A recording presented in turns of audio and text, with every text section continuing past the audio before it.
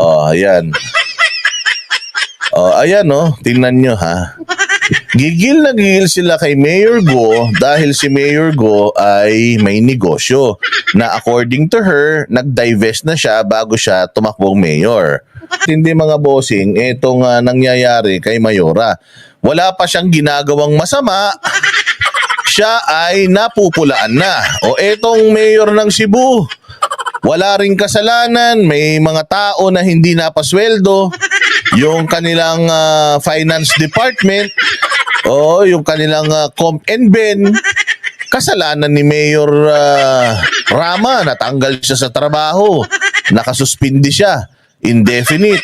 Ito namang gobernador ng Cagayan, ganun din, ayaw sa EDCA. O walang kakaso-kaso, biglang nabuhay yung kaso, 2 taon na, biglang ngayon lang sinilip yung kanyang expenditures. Noong siya ay nangangampanya, sumobra daw. Yung kanyang sose, sablay daw. So ngayon, na-disqualify siya at pinabababa na rin siya sa posisyon. O eto namang sa si Kuya Gob dyan sa Negros, hindi Negros, dyan sa ano tawag dyan? Yung sa Davao del Norte, sa Tagum, o ganun din. Pumayag sa Maisog, o anong nangyari? Sinuspindi din, 2 buwan. Si Congressman Arnie Tevez. Si Congressman Arnie Tevez, nasa bakasyon, nasa Amerika, nagpapagamot, anong nangyari? O dahil dito sa mga issues na hindi naman maikonekta sa kanya, wala namang hard evidence, tapos tinawag pang terorista, tinanggalan ng kapangyarihan or tinanggalan ng pagiging congressman. Binoto yan ng taong bayan. So ito mga bossing, sabi ko nga sa inyo itong mayor na ito, si Fritz Diaz, mga boss, ito yung mayor na nagpunta pa sa Senado, nang haras pa sa Senado, feeling niya talaga napakamakapangyarihan niya. Last termer po ito, ibig sabihin, nagamit niya na yung 3 term niya as a mayor dyan sa kanyang probinsya, sa Siaton. Okay, ito po sa hearing, umamin din to sa Senate inquiry na meron siyang Ferrari at ibinigay daw yun nung kanyang kaibigan. Kailan? Mayor na siya noon nung nakuha niya yung Ferrari na yan. Tandang-tanda natin, bawal pong tumanggap ng any form of gift ang mga government officials. Inano po yan, pinagtibay po ni Presidente Duterte yan na bawal yan sa ranks nila ang tumanggap ng regalo. Tama ba? O kaya nga, nung naging issue pa nga si PRRD tumanggap ng regalong relos mula sa kanyang mga nagmamahal sa kanyang mga DDS. O nagkaroon pa rin ng problema, di ba? Pinahanapan pa rin nila ng issue. Itong mayor na to, sa harap mismo ni Bato, umamin na binigyan siya ng ganung regalo, parang wala lang. Yung same mayor na ito, ang meron ding kaso sa ombudsman na substandard daw yung mga materyales na nilagay doon sa kanilang parang stadium na ginagawa o kung ano man ang tawag doon. Parang Coliseum yata nila, Coliseum ng mga loko-loko yata yun yung dyan sa Siaton na ginawa. So, may nagreklamo sa kanya, milyon-milyon din yung bondo, pero mukhang nakurakot. Kaya meron na ding ibinaba ang ombudsman na suspension order dito. May humarang lang daw. May humarang. Hindi ba, may kaso na ng corruption, na napatunayan na ng ombudsman, nagbaba na ang ombudsman ng suspension order, hindi pa sinususpend hanggang ngayon. Mayor pa rin itong mamang ito hanggang ngayon. Tapos ito, kumalat sa social media, itong video na ito, na siya naman ay nagsusugal. Bawal na bawal po mga bossing ang isang government, ang halal ng taong bayan na makita sa mga bahay aliwan, sa bahay inuman, lalong-lalo sa mga bahay sugalan. So eto, alam naman natin na ang probinsya ng Negros, both Negros Oriental and Occidental, talaga namang talamak ang sabong dyan. dahil ano na yan, part na ng kanilang custom nila at saka ng kanilang kultura ang sabong. Pero ang dapat na nagsusugal, kahit tong its lang yan, bingo, basta may involved na pera, dapat walang halal ng taong bayan dyan. Bakit? Kasi nga, ikaw bilang mayor, bilang konsihal, gobernador, at kung ano pa, congressman, senador, meron kang pondo na hinahawakan na galing sa mga buwis ng tao. So kung ikaw ay may pondo na galing sa mga buwis ng tao, dapat yung pera na yan nagagamit mo sa serbisyo para sa tao.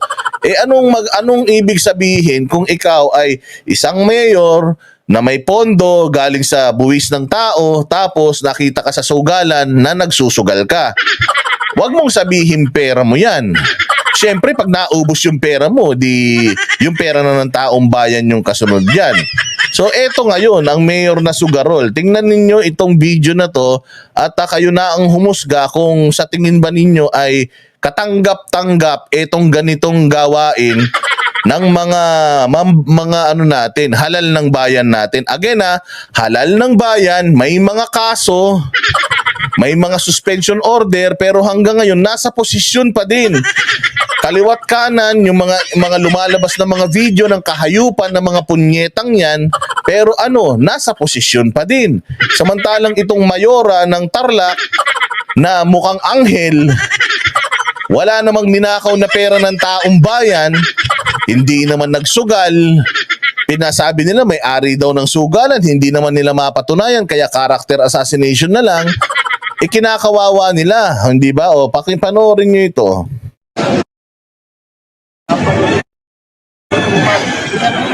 Ewan na lang. Hata na nila, 1.5 talaga Mayor Prince. Larga na. Ayan 1.5 na lang Mayor Prince. Larga na. So, ibig sabihin, ako kasi, nakakapasok ako sa sabungan. Hindi naman ako marunong mag-logis, pero may kaibigan kasi ako na may sabungan dyan sa Batangas. Ngayon, pag pupunta kami sa kanilang lugar dyan sa Batangas, dinadala kami doon sa sabungan. Alam mo yung sabungan na may entrance yan, ganyan, may entrance. So, hindi ka makapagsugal kung hindi ka magbabayad. Mantakin mo magsusugal ka na, magbabayad ka pa ng entrance. O, pagdating mo dun sa taas, bawat manok ipinaparada yan. Halimbawa, di ba, doon sa labas, doon sila nagma-match up. Okay, ito match number 1, ito match number 2, ito match number 3, ganun yon. So pagdating dun sa loob, yung may-ari ng manok, halimbawa, naglagay siya ng 1 million o 2 million sa kanyang manok, sasabihin niya yun, parada, 2 milyon. Yung isang manok, kulang yung pera niya, 500,000 lang.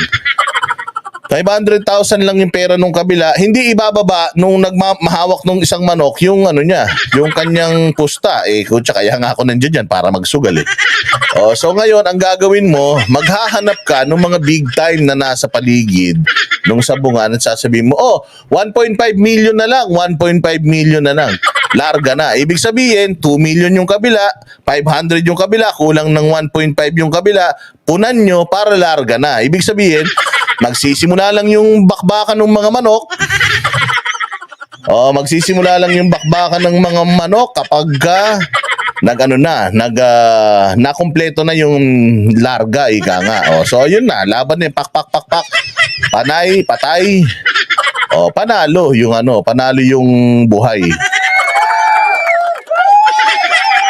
Mantakin mo 1.5 million isang larga. 1.5 million isang larga. Ilang parada na ng manok yung nilargahan niya. Yun ang problema, mga bossing. Ikaw ay mayor, tapos nagsusugal ka, tapos hindi lang basta perang maliitan 1.5 million.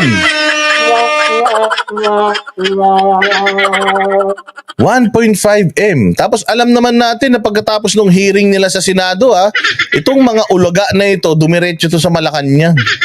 Nagpa-dinner sa Malacanang at nagpa-picture-picture pa sa Malacanang.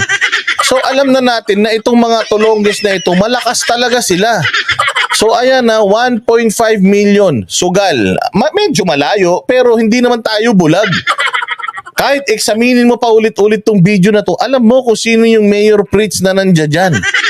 Parang ang laki naman ng Pilipinas, wala naman yatang ibang Mayor Fritz ang pangalan.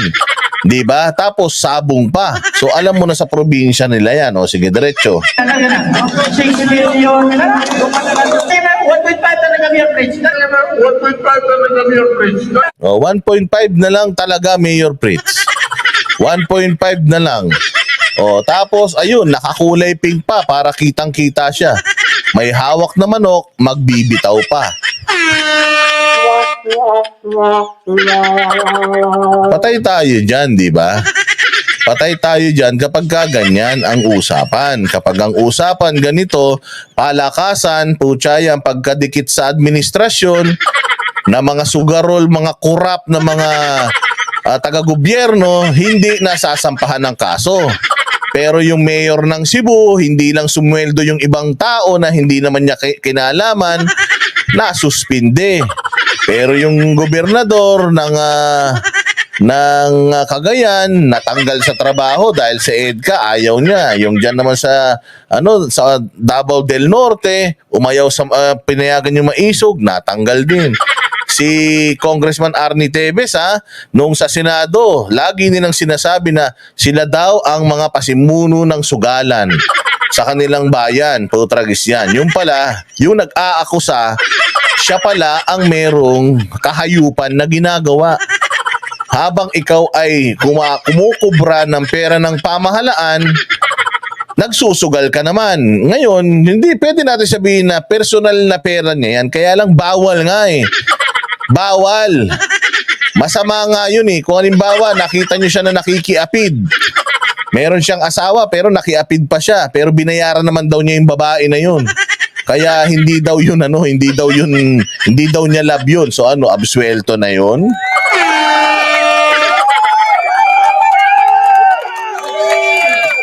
Sabi ni Louie, ano lang yan? Barya lang yan. Barya lang yan sa mga magnanakaw sa gobyerno. Ayun na nga, ang masama, ilang 1.5 na yung binitawan niya. Ilan yung nanalo, ilan yung natalo. But that's besides the point. Ang punto kasi talaga dito ay wala dapat mga government officials, halal ng taong bayan, wala dapat nagsusugal, umiinom, at lalong-lalo wala dapat ng bababae.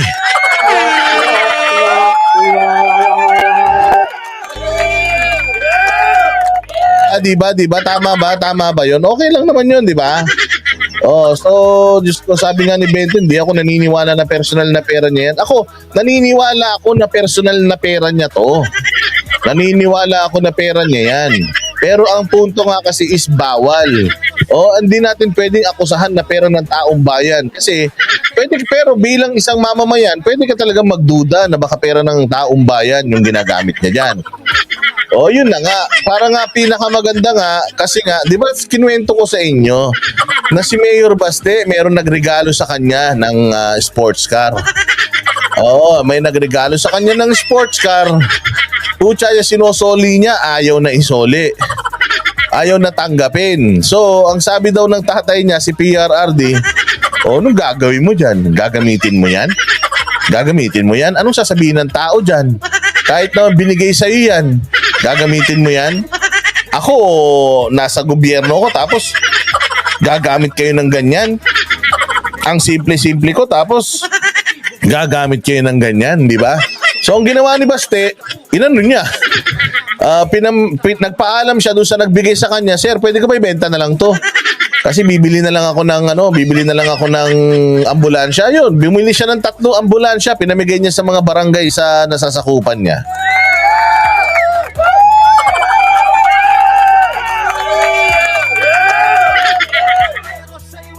Di ba? Bakit manateros yung tugtog? Wait lang. Ito. Ayun nga. So, meron pang isang beses. Si Mayor Baste, ganun din. Binigyan siya ng isa pang sports car. Ganun din, hindi niya rin ginamit kasi nga nakakahiya. Yun ang sinasabi ni PRD na nagtatrabaho tayo para sa tao, hindi para maging marangya. So dapat tayo bilang mga halal ng taong bayan, ang priority natin, hindi yung sarili nating itsura. Kailangan bago gandahan natin yung mga damit natin, busugin natin yung mga tiyan natin, dapat yung nasasakupan natin ganun din. Dapat maunlad sila, dapat busog sila, dapat hindi sila hirap. Yun ang gawin natin, hindi yung magparada-parada dyan ng mga karangyaan.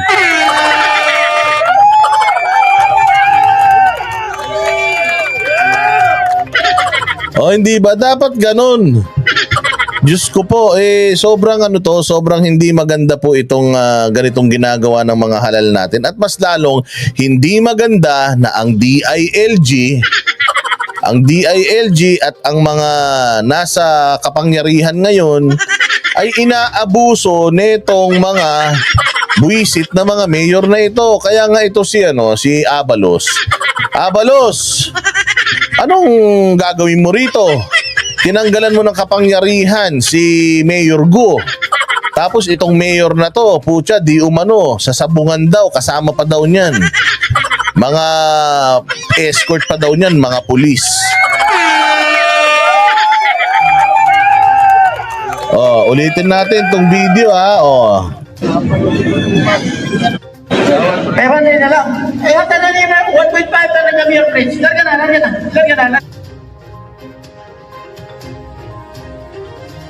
Yan na. 1.5 talaga Mayor Prince. 1.5 talaga Mayor Prince. Patay tayo dyan. 1.5 talaga, Mayor Fritz. Sabi ayan nakalagay pa dito, sabi niya hindi ko pa nakita pero according dito sa presidential decree number blah blah blah, any government official daw ay hindi allowed na mag-gamble. Mag-gambling. Ano man tawag sa sabong, 'di ba? Gambling 'yan. 'Di ba? Yes, kaya sobrang sobrang bias talaga ng DILG. DILG, kung nanonood kayo ngayon huwag kayong bias. Imbestigahan nyo lahat. Kaya nga sabi ko sa inyo, isang mayor na involved sa sugal, di umano may mga nagkakalat pa ng mga issues na involved din daw sa droga, tapos biglang yung tiyuhin namatay, isinisi natin sa iba, di ba? Yung nangyari dyan sa Pamplona Massacre, yung namatay yung kanilang gobernador. Dapat titingnan ng DILG at ng DOJ pati ng kapulisan kung gaano kadumi yung mga nakapaligid dito kay Mayor kay Governor Digamo. Dapat makita nila, ma-background check nila lahat ng nakapalibot. Yung mga satanas na mga nakapalibot dapat inimbestigahan. Eto bang si Kulot Salot, inimbestigahan to. Yung bang asawa, inimbestigahan. Yung bang mga kasama sa bahay, inimbestigahan. Ang bilis, 1 linggo. Meron na kagad silang conviction, 99.9%.